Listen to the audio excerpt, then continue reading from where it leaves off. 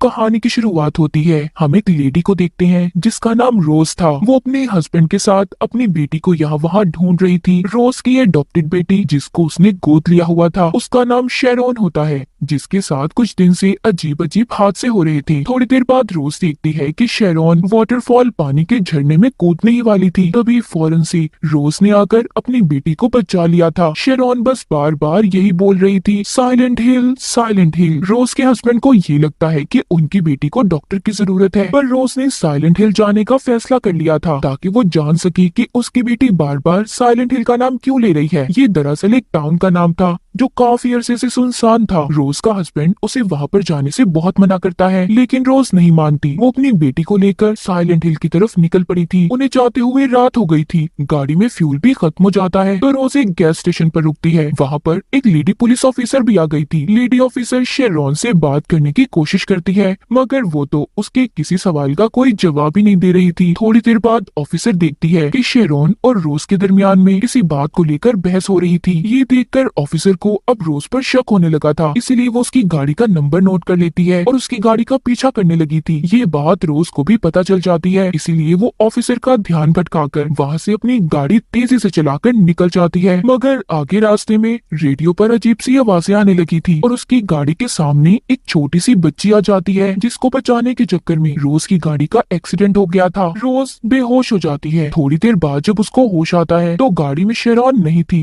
रोज अपनी बेटी को ढूंढने लगती है, मगर हर तरफ फोग यानी धुंध और धुएं की वजह से वो उसे नहीं मिलती। रोज अपनी बेटी शेरोन को ढूंढते ढूंढते साइलेंट हिल के टाउन में पहुंच जाती है। उसे वहाँ पर अपनी बेटी जैसी एक बच्ची नजर आई थी। वो आवाजें देती है, उसके पीछे जा रही थी। अब भागते भागते वो सीढ़ियों के पास आ जाती है। रोज बेसमेंट में पहुंच गई थी। तभी एक सायरन बजता है और हर तरफ अंधेरा हो गया था। रोज अपना लाइटर जलाकर अंदर जाने लगती है। उसे फिर से वहाँ अपनी बेटी जैसी लड़की दिखाई दी थी। वहीं पर वो एक आदमी को देखती है जिसको फेंस बाड़ पर लटकाया हुआ था। उसकी अंतड़ियां बाहर निकली हुई थी। हैरानी की बात ये थी वो फिर भी जिंदा था। तभी वहाँ पर अजीब से दिखने वाले क्रिएचर्स आ गए थे जो किसी बच्चे की तरह थे। देखते ही देखते वहाँ पर और भी क्रिएचर्स आ जाते हैं जो रोज को पकड़ने की कोशिश कर रहे थे। रोज उनसे बचते बचाते एक कमरे में चली गई थी और गिरकर बेहोश हो जाती है। थोड़ी देर बाद वो सभी क्रिएचर्स जो रोज को पकड़ने आ रहे थे कुछ ही देर में गायब हो जाते हैं। कुछ वक्त के बाद रोज को भी होश आ गया था। वो दोबारा से टाउन में अपनी बेटी को ढूंढने लगती है। तभी उसके सामने गहरी खाई आ गई थी जो बिल्कुल टाउन के दरमियान में थी। जब रोज उस खाई में देख रही थी तो अचानक से उसके पीछे एक औरत आ जाती है। रोज अब उसको अपनी बेटी की तस्वीर दिखाकर उसके बारे में पूछती है जो उसने अपने लॉकेट में डाली हुई थी। अजीब बात ये थी कि वो औरत शेरोन को अपनी बेटी समझ रही थी और रोज से वो तस्वीर लेने की भी कोशिश करती है, लेकिन रोज उस औरत से डर जाती है और जैसे तैसे करके वहाँ से भाग गई थी। दूसरी तरफ हम रोज के हस्बैंड को देखते हैं जो रोज और अपनी बेटी की तस्वीर को लेकर उन्हें ढूंढ रहा था। इधर टाउन में रोज वापिस से अपनी गाड़ी के पास आ जाती है जहाँ पर उसे अपनी बेटी शेरोन की ड्राइंग मिली थी जो कि एक स्कूल की थी। तभी वहाँ पर पुलिस ऑफिसर भी आ जाती है जो अब तक रोज का पीछा कर रही थी। अब जब वो शेरोन को रोज के साथ नहीं देखती तो उसे लगता है कि रोज ने अपनी बेटी को मार दिया है या फिर उसके साथ कुछ गलत किया है, इसीलिए पुलिस ऑफिसर ने उसे गिरफ्तार कर लिया था। मगर रोज पुलिस ऑफिसर को समझाने की कोशिश कर रही थी। वो कहती है कि मैं पागल थोड़ी हूँ कि मैं अपनी बेटी को कुछ कर दूंगी या फिर उसे मार दूंगी, बल्कि वो तो मुझे भी नहीं मिल रही। मगर वो उसकी कोई बात नहीं सुनती और उसे अपने साथ ले जाती है। अब जब वो उसे अपने साथ लेकर जा रही थी तो पुलिस ऑफिसर को भी वही गहरी खाई दिखाई देती है जिसको पहले रोज ने भी देखा था जो कि टाउन के दरमियान में थी। ये देखकर वो दोनों वापिस आ जाती हैं। यहाँ पर अजीब से दिखने वाला क्रिएचर उनके सामने आ गया था जो उनकी तरफ बढ़ रहा था। तभी पुलिस ऑफिसर उस क्रिएचर पर अपनी गन से गोली चलाती है। ये देखकर रोज मौका पाते ही वहाँ से भाग गई थी और सीधा पहुँच जाती है स्कूल में जो उसने अपनी बेटी की ड्राइंग में देखा था। उसे लग रहा था कि शायद उसकी बेटी इसी स्कूल में होगी। इधर रोज का हस्बैंड भी एक पुलिस ऑफिसर को लेकर साइलेंट हिल पहुंच जाता है। वो भी रोज और अपनी बेटी को ढूंढ रहा था। स्कूल में रोज जब अपनी बेटी को ढूंढ रही थी तभी उसे स्कूल में टेबल के दराजों से बहुत सारी चाबियां और टॉर्च लाइट मिलती है। उसे स्कूल में अजीब से कपड़े पहने हुए लोग भी दिखाई दिए थे। उनसे बचने के लिए वो एक क्लासरूम में आ गई थी जहाँ पर वो एक टेबल पर हाथों के निशान देखती है जो किसी छोटी बच्ची के थे जिस पर विच जादूगरनी लिखा हुआ था।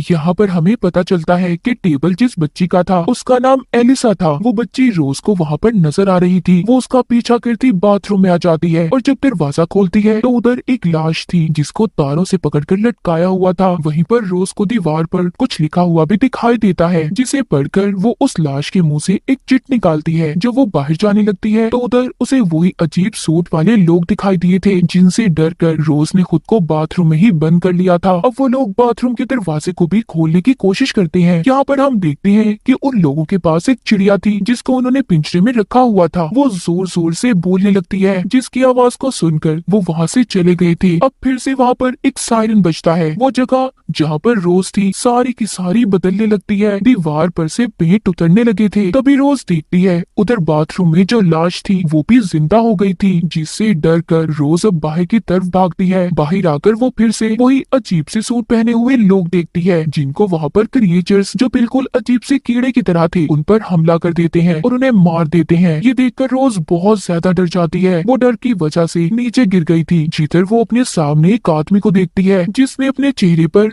अजीब से काले रंग का हेलमेट पहना हुआ था जो किसी पिरामिड की तरह था। उस हेलमेट वाले आदमी के हाथ में एक बहुत बड़ी तलवार होती है। दूसरी तरफ इसी वक्त रोज का हस्बैंड भी उसे ढूंढने इसी स्कूल में पहुंच गया था। उसे स्कूल में आते ही महसूस होता है कि रोज उसके आसपास कहीं पर मौजूद है, पर वो उसे कहीं पर भी दिखाई नहीं दे रही थी क्योंकि रोज उससे अलग दुनिया में थी। इस अलग दुनिया का क्या राज था ये हमें कहानी में आगे जाकर पता चलेगा। अब ना ही रोज अपने हस्बैंड को देख सकती थी, तभी रोज के पीछे वही छोटे छोटे क्रिएचर्स जो कीड़े की तरह थे उसके पीछे पड़ जाते हैं। वो क्रिएचर्स रोज पर हमला करने ही वाले थे। तभी यहाँ पर वही लेडी पुलिस ऑफिसर आ गई थी जो रोज को खींचकर एक दूसरे कमरे में ले जाती है और दरवाजे को उसने बंद कर दिया था। लेकिन तभी वहाँ पर बड़े से हेलमेट वाला आदमी आ गया था जो अपनी तलवार से दरवाजे को तोड़ने की कोशिश करता है। फिर कुछ ही देर के बाद वहाँ पर दोबारा से सब कुछ ठीक हो जाता है। हर चीज गायब हो गई थी और रोशनी होने लगती है। यहीं पर रोज जब सब कुछ ठीक हो गया था पुलिस ऑफिसर को वही चिट दिखाती है जो उसको लाश के मुंह से मिली थी। उस पर एक होटल का नाम लिखा हुआ था। ये दोनों अब जल्दी से होटल में जाती हैं जहाँ पर इन्हें एक औरत मिलती है। साथ ही वो इन्हें यहाँ पर एक कमरे के बारे में बताती है जिसका नंबर 111 था। उधर दूसरी तरफ रोज का हस्बैंड भी इसी साइलेंट हिल टाउन के बारे में जानना चाहता था, इसीलिए वो पुलिस को कॉल करता है, मगर उसे कोई कुछ भी बताने को तैयार नहीं था। मगर रोज के हस्बैंड को जानना था, इसीलिए वो यही टाउन के पुराने पुलिस स्टेशन में जाता है और साइलेंट हिल की फाइल्स को चेक करने लगा था। जब वो ये सब चीजें देख रहा था तो उसे यहाँ पर एलिसा के बारे में पता चलता है जिसको रोज ने स्कूल में भी देखा था।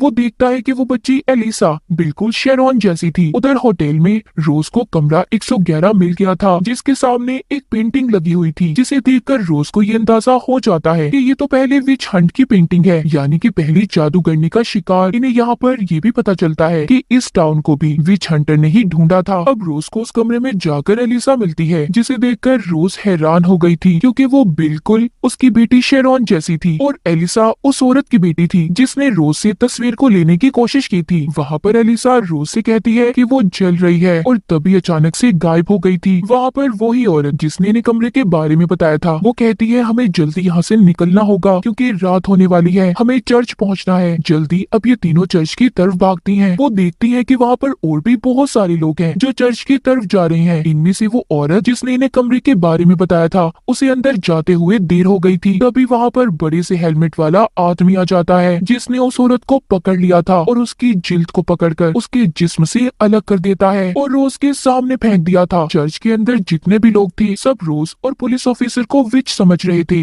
वो उन पर हमला करके उन्हें मारने की कोशिश करते हैं।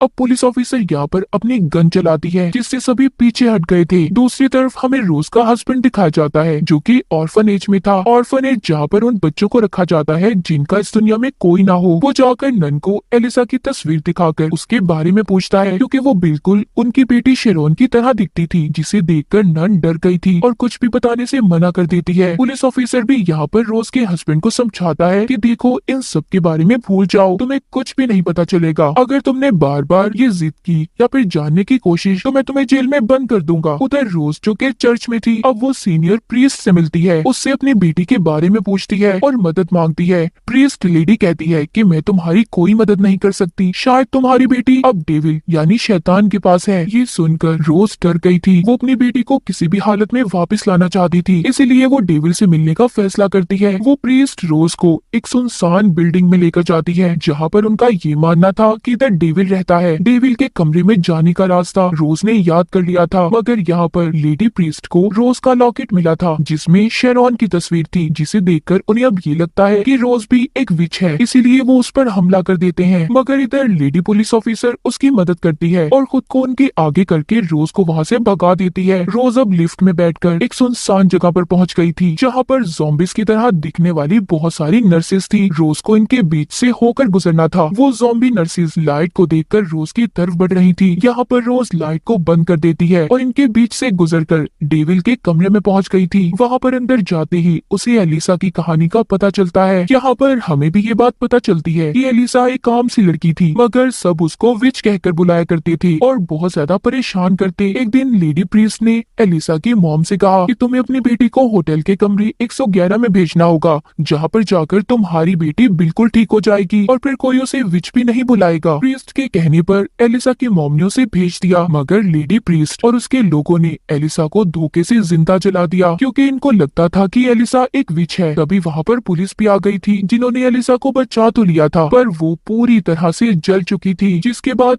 एलिसा के दिल में सबके लिए बहुत ज्यादा नफरत पैदा हो गई। उसने डेविल से डील कर ली थी, यानी कि एक समझौता। उसने अपनी आत्मा को डेविल के हवाले कर दिया। लेडी प्रीस्ट और उसके लोगों को एक अलग ही दुनिया में फंसा दिया था, जहाँ से अब वो ना तो कभी बाहर जा सकते थे और ना ही मर सकते थे। और इसी दुनिया में रोज भी कैद हो गई थी। अब इस दुनिया में एलिसा रोज को बताती है कि शेरॉन तुम्हारी बेटी मेरी ही अच्छी साइड है, जो मेरे मरने के बाद पैदा हुई, जिसको ऑर्फनेज के बाहर रखकर कोई चला गया। एलिसा बताती है कि अब तुम्हारी बेटी की जान खतरे में है। वो लेडी प्रीस्ट को मिल गई है, जो उसे मेरी तरह ही जलाने चर्च में लेकर गई है, क्योंकि उसे लगता है कि मैं जिंदा हो गई हूँ। तुम्हें अपनी बेटी को बचाना होगा। और अब एलिसा रोज के अंदर चली जाती है, ये कहकर कि तुम्हें वहाँ जाकर सब कुछ सच बताना है, जो भी तुम मेरे बारे में जान चुकी हो। उधर चर्च में लेडी प्रीस्ट सबसे ये कह रही थी कि शेरॉन को अगर हम जला देंगे तो दुनिया से बुराई खत्म हो जाएगी। जिसके बाद वहाँ के लोग सबसे पहले लेडी पुलिस ऑफिसर को जिंदा जला देते हैं और फिर शेरॉन को जलाने ही वाले थे। तभी उधर रोज आ जाती है, जो सबको ये बता रही थी कि लेडी प्रीस्ट ने एक मासूम बच्ची को जलाया था, जिस वजह से तुम आज काली दुनिया में कैद हो। मगर रोज की बातों पर कोई यकीन नहीं करता और लेडी प्रीस्ट भी गुस्से में रोज को चाकू मार देती है। जैसे ही उसका खून निकलने लगता है, उसके अंदर से एलिसा बाहर आ गई थी और साथ ही उसका जला हुआ रूप भी आ जाता है। तभी यहाँ पर तेज धार तारे सभी को मारने लगती हैं। प्रीस्ट को भी उन तारों ने मार दिया था। रोज अपनी बेटी को बचाकर कोने में बैठ गई थी और उससे उसकी आंखें बंद करने का कहती है, पर शेरॉन ने गलती से एलिसा को देख लिया था, जो अब डेविल बन चुकी थी, मतलब एक शैतान में बदल गई थी। जिसके बाद डेविल एलिसा शेरॉन के अंदर चली जाती है। अब दोबारा से एलिसा की अच्छी और बुरी साइड एक साथ हो गई थी। इसके बाद रोज अब अपनी बेटी को लेकर वहाँ से निकल गई थी। रोज को लग रहा था कि सब कुछ ठीक हो चुका है। वो अपने घर पहुँचती है, पर घर में कहीं पर भी उसका हस्बैंड नहीं था। इसका मतलब ये था कि उसका हस्बैंड अपनी असल दुनिया में है और रोज अभी भी उस साइलेंट हिल की काली दुनिया में फंसी हुई है। अब रोज कैसे उस दुनिया से बाहर निकलेगी या फिर अपनी बेटी को एलिसा से बचा पाएगी? इसी सस्पेंस के साथ ये कहानी यहीं पर खत्म हो जाती है।